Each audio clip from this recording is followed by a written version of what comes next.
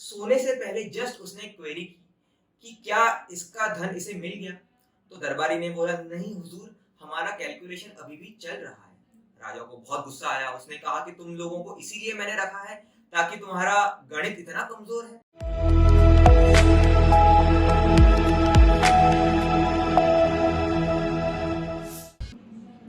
Hi friends, आज के video में हम लोग एक प्रॉब्लम सॉल्व करने वाले हैं based on the game of chess.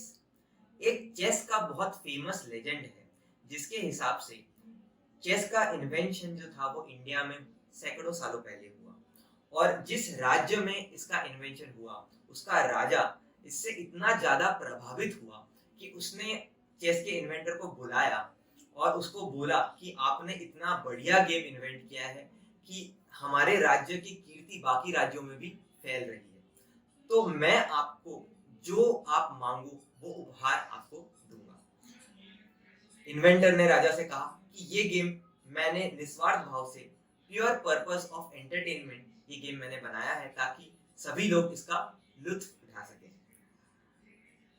राजा को बुरा लगा, उसका ईगो हर्ट हुआ। उसे लगा कि मैंने आपको इतना चीज ऑफर किया, आप जो चाहे ले सकते थे, बट आपने कुछ भी लेना स्वीकार नहीं किया। राजा ने उसे चेतावनी दी कि अगर आप कुछ भी लेंगे नहीं तो ये हमारे राज्य का अपमान होगा।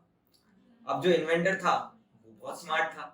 उसने राजा को क्या बोला, अगर आप चाहते ही हैं कि आप मुझे कुछ दो तो मैं गोल्डन कॉइन्स लेना पसंद करूंगा।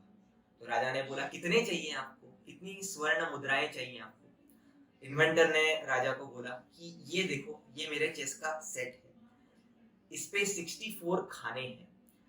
पहले खाने के लिए मैं 1 गोल्ड कॉइन लूंगा, दूसरे खाने के लिए मैं 2 लूंगा, तीसरे के लिए मैं 4 लूंगा, चौथे के लिए मैं 8 लूंगा, पांचवे के लिए मैं 16 लूंगा, छठे के लिए मैं 32 लूंगा and so on and on. राजा को लगा ये तो बहुत मामूली रकम मांग रहा है। राजा ने उसको बोला, जाओ, तुम्हें तुम्हारा धन मिल जाएगा। राजा ने अपने दरबारी को बुलाया, अपने ट्रेजर को बुलाया, उसको बोला कि इसका कैलकुलेशन करो और इसको रफा दफा करो। राजा सोने से पहले जस्ट उसने क्वेरी की कि क्या इसका धन इसे मिल गया। तो दरबारी ने बोला, नहीं हुजूर, हमारा कैलकुलेशन अभी भी चल रहा है। राजा को बहुत गुस्सा आया। उसने कहा कि तुम लोगों को इसीलिए मैंने रखा है ताकि तुम्हारा गणित इतना कमजोर है। मैं जब सुबह सो के उठूंगा उससे पहले या तो इसको इसकी राशि मिल जानी चाहिए या तो आप राज का कारोबार छोड़ दें। राजा जब सुबह सो के उठा तो दरबारी राजा के सामने हाथ जोड़े खड़ा था।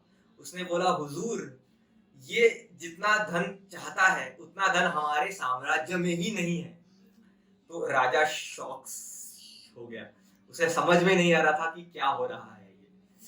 तो ये इसकी स्टोरी है। अब कितनी सच है कितनी झूठ है मुझे भी नहीं पता, बट इसके ऊपर एक बहुत इंटरेस्टिंग क्वेश्चन बनता है कि जो टोटल नंबर ऑफ कॉइन्स थे वो कितने चाहिए थे और उस नंबर में नंबर ऑफ डिजिट्स कितने थे, ये आपको कैलकुलेट करना है। सो आप इस वीडियो को पॉज कीजिए और नंबर ऑफ डिजिट्स निकालिए और फिर आंसर अपना चेक कीजिए।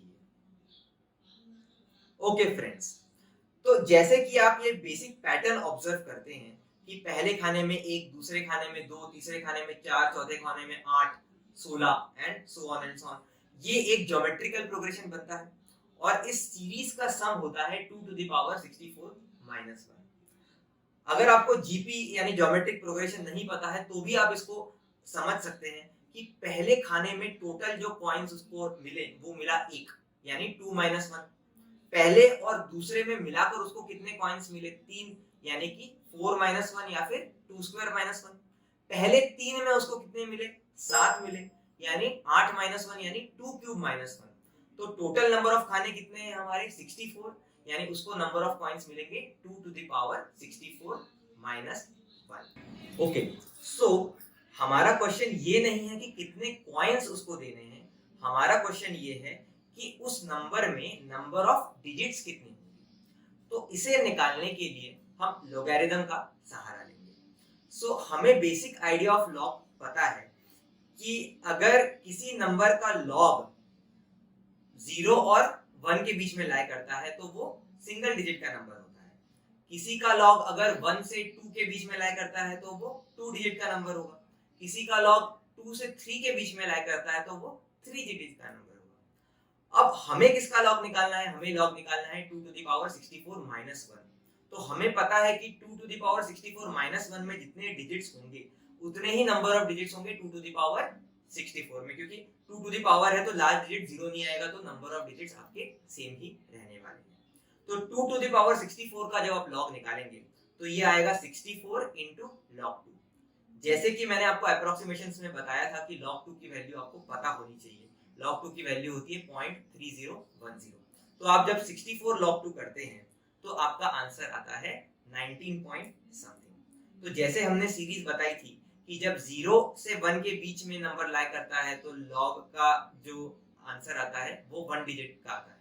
अगर 1 से 2 के बीच में log की वैल्यू आती है तो वो 2 डिजिट नंबर हो जाता है।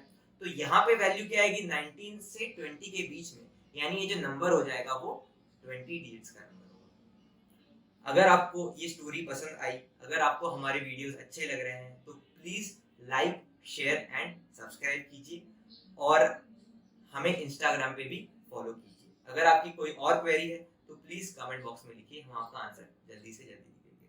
Thank you.